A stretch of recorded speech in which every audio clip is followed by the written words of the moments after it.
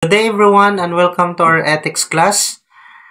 And we will begin our discussion on lesson 1, what is ethics, meaning, and areas.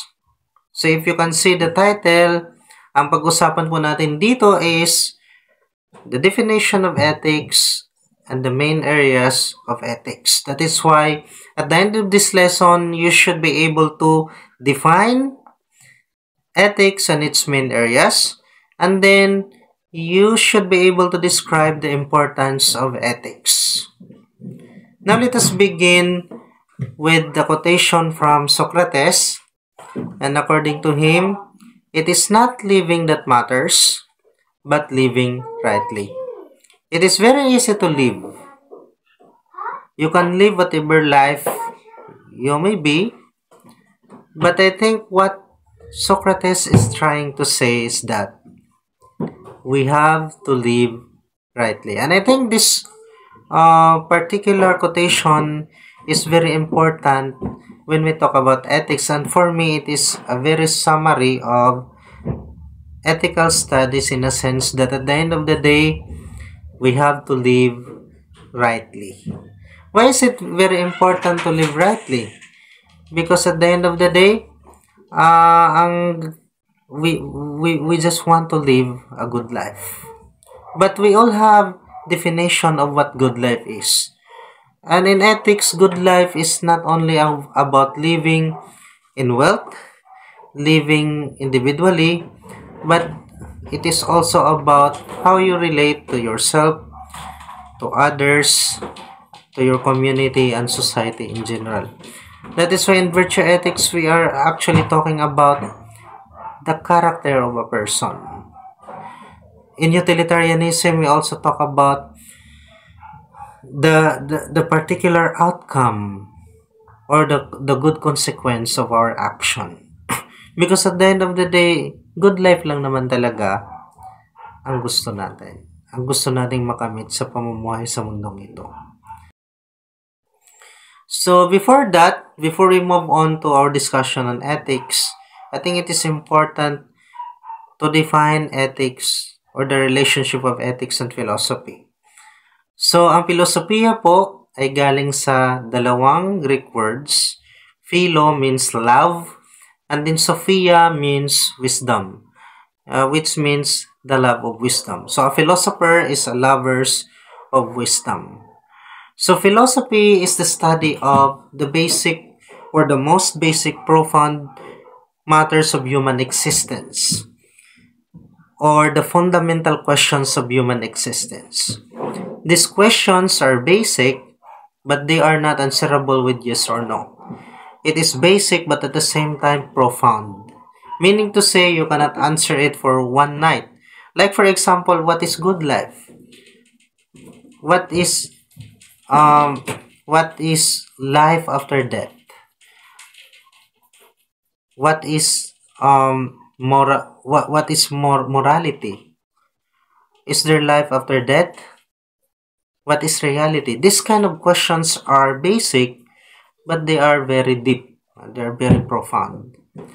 And philosophy begins with wonder. It does not begin with answers, but begins with perplexity. Wondering. You are wondering because, not because you knew it, but you are wondering because you do not know the answers and you want to find the answers. In ethics, I think it is important to be in wonder, to wonder about what is the good life and how to live a good life. A life that is flourishing. So, philosophy is important. And it is very important to know it because it is connected to ethics in a sense that it is, ethics is a branch of philosophy. If you look at the branches of philosophy, you will see metaphysics, which is the study of all existence. What is reality? What is the nature of the universe? When we talk about epistemology as a branch of philosophy, we are dealing with knowledge because episteme came from Greek word episteme, which means knowledge, and it is a study of knowledge. When we talk about logic, logic is a tool that we can use in terms of human reasoning and the validity of arguments. Kung ikaw po ay nagtatayo ng bahay, ang logic po ay hindi yung bahay, kung hindi yung tools na gagamitin mo para gumawa ng bagay. And the next one is aesthetics. When it comes to aesthetics naman, ang pinag-uusapan po dyan ay yung art and beauty. What is art? How can we define art? What is beautiful? Ito pong mga tanong na to ay na-belong sa aesthetics. And then, of course, ethics, which actually deals with the questions on morality. So, yan po ang basic or the main branches of philosophy. So, the relationship between ethics and philosophy is that ethics is a branch of philosophy. Kung ang filosofiya ay puno, ang ethics po ay isa sa mga sanga. That is why it is very important that when you study ethics, you have to be critical. You have to use your reason. Because ethics focuses on the use of reason more than our feelings. We also have to use our mind. Of course, meron din naman tayong feelings, but reason is very important. So, be a philosopher. Yun po ang lagi yung sinasabi sa mga estudyante ko, na you have to be analytic. Okay? You have to use your mind to analyze a particular problem and apply, because later on we will apply the different ethical theories. Okay, now we are done with the branches of philosophy, and let us go to the meaning of ethics. Okay, ang ethics po ay galing sa Greek word na ethos, which means customs, usage, or character. We are familiar with customs. We are familiar of usage. And also, we are familiar with the word character. So, that is why in ethics, character formation is very important.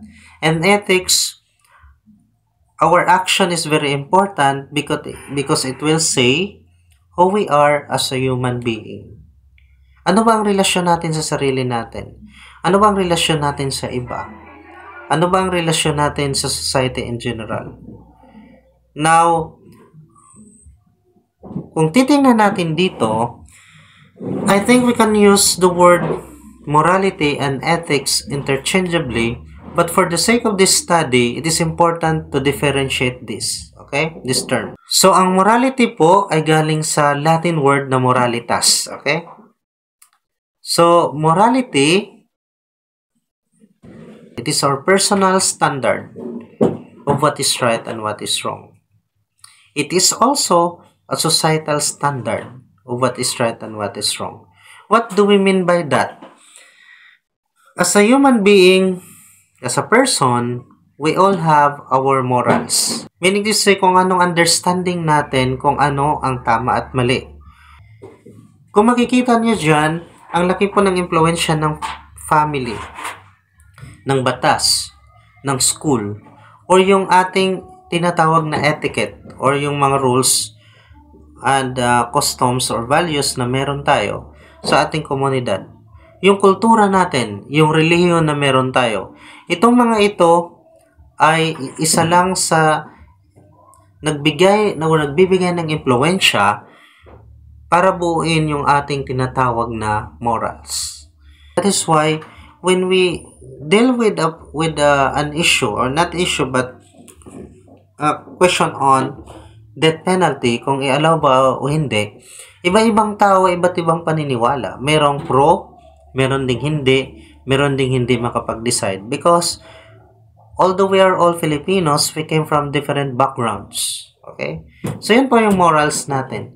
Now, if you look at the definition of ethics, I think ang pinakaano lang po dito, pinakasimpleng explanation is, sa ethics po is a discipline, that is why it is a subject, na kailangan mong kunin sa kolehiyo,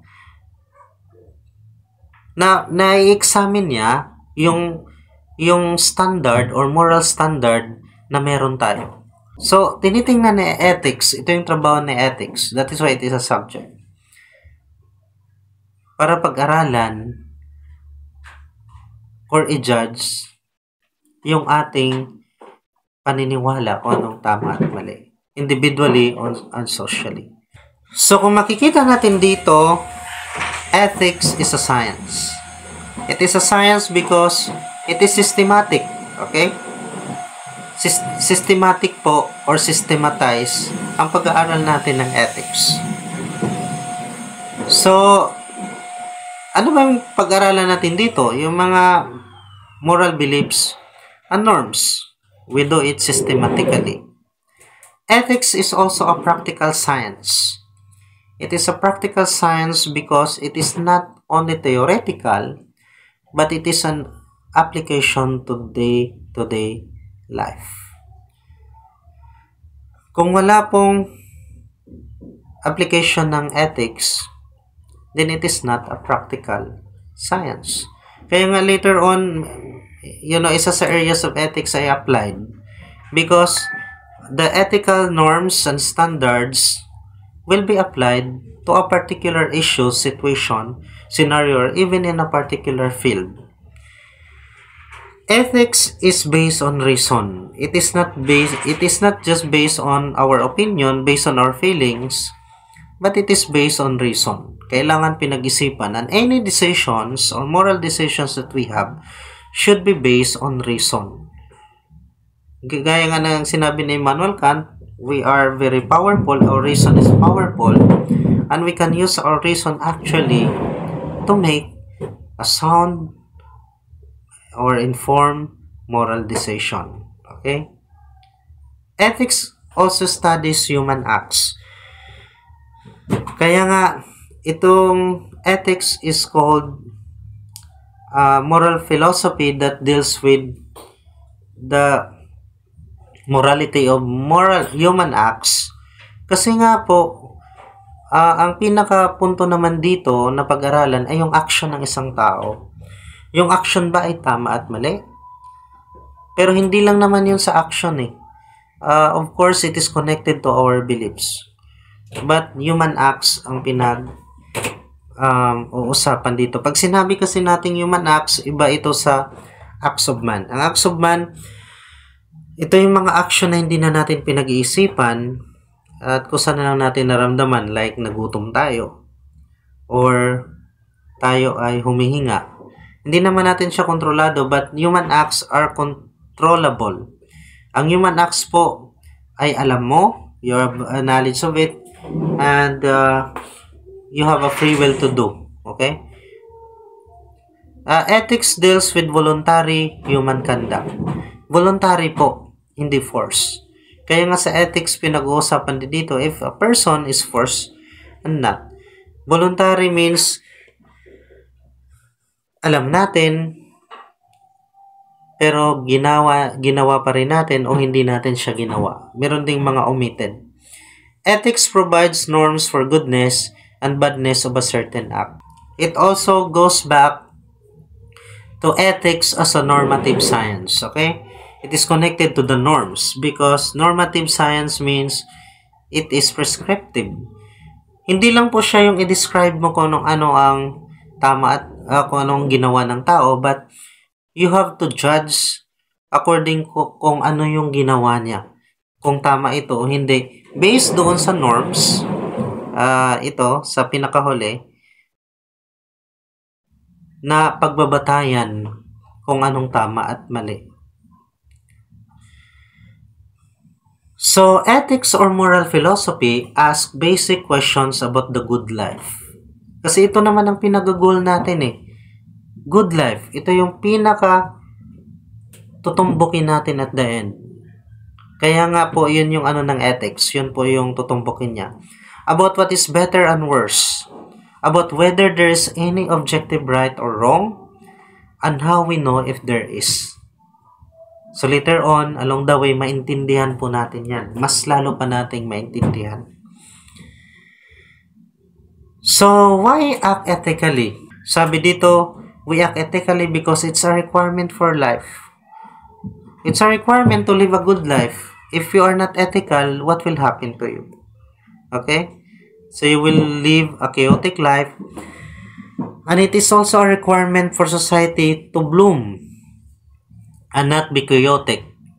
What if all people live unethically sa isang society? Ano mangyayari sa isang society? It is also for religious reasons. What do we mean by that? Every religion has its own morality. Okay? Meron pong sinusunod na statutes and commands. And one of that is the 10 Commandments. For self-interest. Sabi ng iba, for self-interest. Okay? Para mamuhay ka ng maayos. Para sa ikabubuti mo. And because people are good. So, it is part by nature na ang tao po ay good. Now, let us go to the main areas of ethics. Actually, meron po ditong descriptive ethics. Pero ang descriptive kasi, it is a scientific study kung ano yung moral belief ng isang tao at isang society. And I think here, hindi naman natin, although importante siya, pero mas pagtutuunan natin yung tatlo. Una yung metaethics. Okay? Ang una po nating pag-aralan dito ay metaethics. Pag-aralan natin yung meaning and logical structure of moral beliefs. Parang bago mo malaman na maganda ang isang bagay or good ang isang bagay, you have to ask, what do we mean by good? Okay? So, ang focus ng metaethics is to study the terms that we are using. Kaya nga dito, una nating pag-aralan yung what is ethics, yung moral and non-moral standards. Kasi kung hindi natin maintindihan yung mga terminologies at saka yung scope nila, at saka yung nature ng ideas or moral beliefs or moral ideas, paano natin siya mai-apply or ma-discuss kung hindi naman natin alam. So, yun yung pinakauna. Pangalawa, normative. The study of the principles, rules, and theories that guide our actions, judgments. Later on, pag-aralan natin yung utilitarianism, natural law, deontology, and virtue ethics, and theory of justice of John Rawls. Okay? Ito po yung mga norms and standards na pag-aralan natin para sa number 3, may apply natin. That is why it is applied. Because in applied ethics, it is an application of moral norms na pinag-aralan natin to moral issues, cases, and even in a particular profession. Okay? So, kaya nga, alamin natin through metaethics yung definition, yung nature, at saka yung scope ng isang ideas or theories.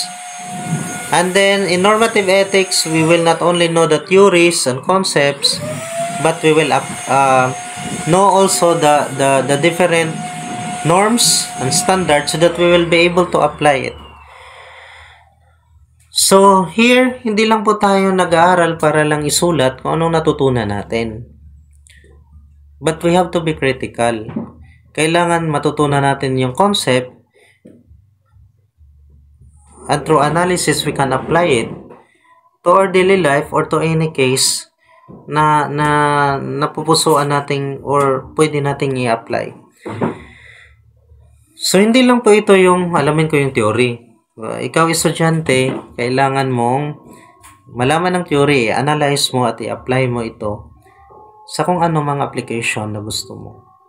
So, ganun po ang pag-aaral natin. Meta-ethics, kailangan nating alamin ang nature at saka yung term at saka yung scope ng isang moral beliefs o yung concept na pinag-aaralan natin. Normative, merong norms na pag-aaralan natin na kailangan nating i-apply. Unapplied, Kailangan nating alamin pala, and applied ethics is the application of what we know through the use of reason and critical thinking. So, ito yung activity natin. Why does ethics matter to you? Bakit nagmamatter ang ethics sa'yo?